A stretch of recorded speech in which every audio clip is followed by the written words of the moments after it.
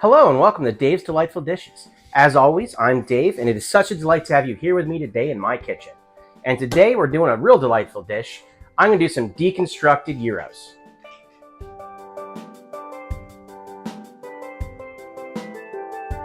So there's several ways and several different flavors you can get out of a gyro, which, in case you don't know, is like a Greek sandwich food. They're usually on a vertical rotisserie, and they'll slice off bits. It's ground lamb and beef usually, but you can also get it out of chicken. And realistically, when you're using it at home, you can put anything you want in it. So today, I wasn't able to get ground lamb. All they had were lamb chops, and that's expensive to cut up a bunch of lamb chops to grind just for some ground lamb. So what I'm choosing today is some beef, some veal, and just a little bit of pork, so that it's like a meatloaf mix.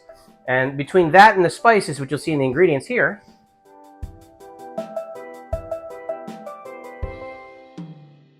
we're going to make a real nice gyro meatloaf. So let's get started. The first thing that we got to do is I've got a half of a medium onion, which I now need to chop up. I'm going to use a food processor. And now, you guys don't have to do this. I happen to have two food processors, one small one and one large one. So rather than having to clean out in between stages, you'll see my little one for the onions, and then you'll see the bigger one when we use it later. All right, so I've chopped up just into like large chunks. I've chopped this half an onion up. Now I'm using a yellow sweet onion, but you kind of like whatever onion you got around. Red might not be the best choice just because of the color, but honestly, it's not that big a deal. It's going to be inside meatloaf. So I'll get that in there, and I'm excited because I got this thinking this was a full-size unit and ended up being a little one, so I really haven't had a chance to use it yet. So I've got it set to chop, and here we go.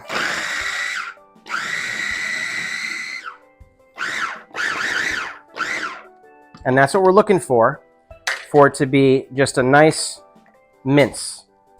So now I can take the blade out. I'm going to get this out of the way. And here's the trick. I've got a tea towel. And I'm going to get all this into the tea towel. And I'm not going to waste this part. Let me get a rubber spatula.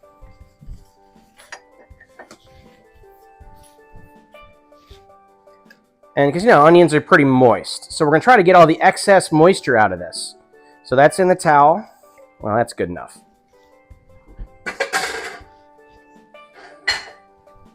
And I'm going to kind of tighten this up in the towel. And I'm going to squeeze all the moisture I can out. As you can see, I'm getting a pretty decent amount. And definitely wash your hands after this, because this onion juice will be on you.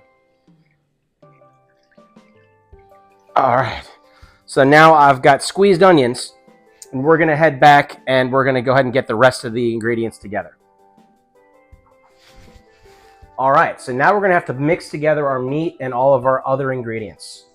So I've got it's 2 pounds of meat between the three types of meat that are ground up. That half an onion. And then all of the ingredients and their volumes are in the description below. So you can check out exactly how much of this is. But we've got garlic, minced, salt, rosemary, oregano, thyme, black pepper, marjoram, and cumin. And you got some nice clean hands. We can mix the meat. And you want to get this really well blended, like you're making a meatloaf or a meatball, because it's basically what we're doing.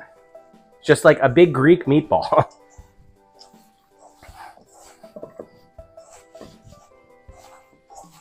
All right. Once it's well mixed, we're going to put it in a sealable container, and we're going to put it in the refrigerator for anywhere between a half an hour and 2 hours, depending on how long. The longer you leave it in, the better the flavors will blend together. So I'll see you back in a little bit.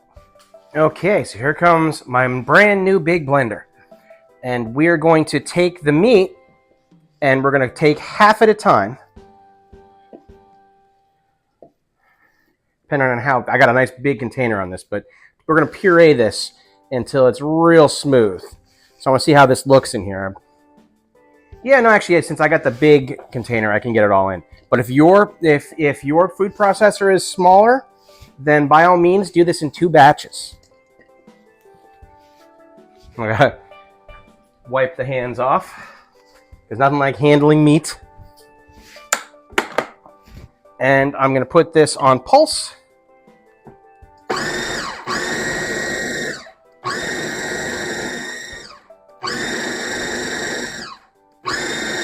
And we're just gonna keep on pulsing this until it's a real smooth consistency. Now, if you look at how it's really sticking to itself right now, that's ready to go. So we're gonna take this out and we're gonna go over to the workstation and put it and get it into a cooking pot.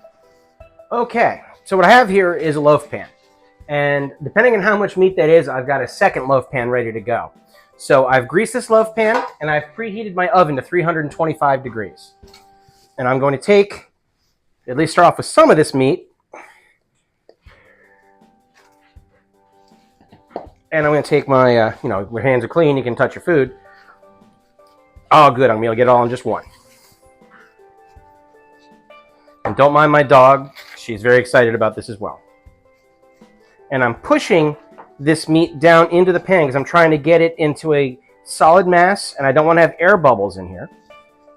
And it definitely looks like I'm going to be able to get it all in. Perfect.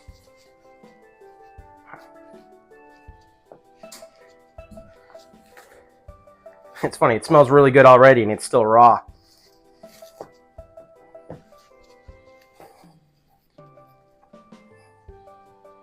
Okay, now I have a pressed raw meat loaf, and I'm going to take that and I'm putting that in a secondary pan, which I'm then going to take some boiling water that I have here,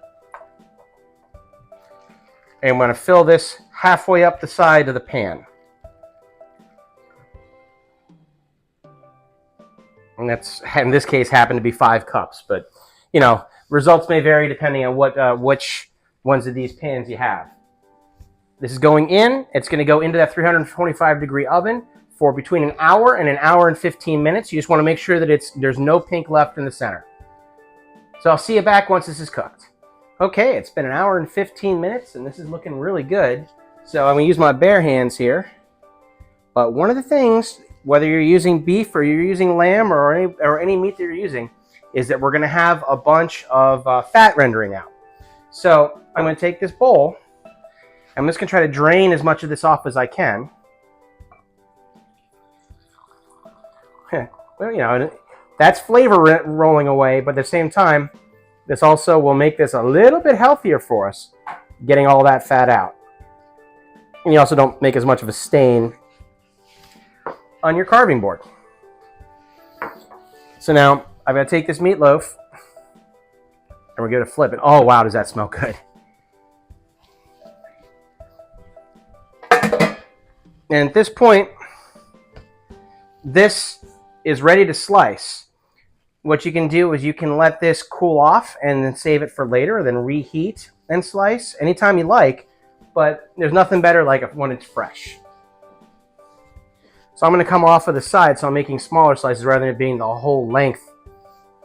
But let's give you a little bit of angle here. And look at that. That's coming off and that's looking real good. Now, if this was gyro like you get it at a restaurant, it's going to be usually on a vertical rotisserie, and they just cut it off real slim off of the vertical spit. But it's coming out the same way here. We just have to modulate the thickness of our slices. If you want to have a big thick slice, that's fine, but I want to have them kind of on the thinner side. So I've got 4 or 5 of them off there. And we're going to take our plate.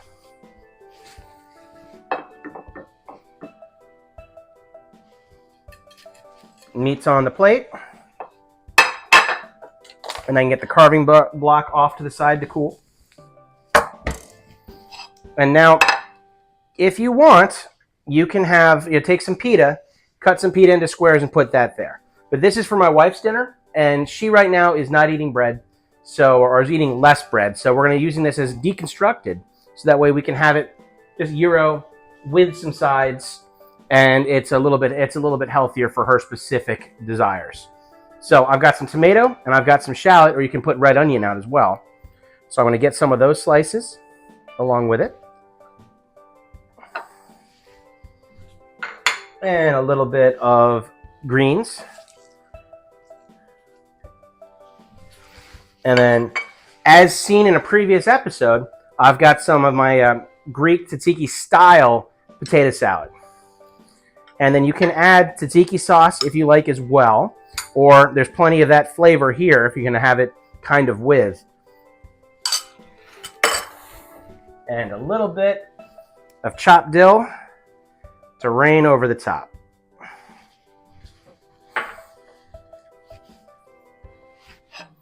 And just like that, we've got a meal, and it's delightful.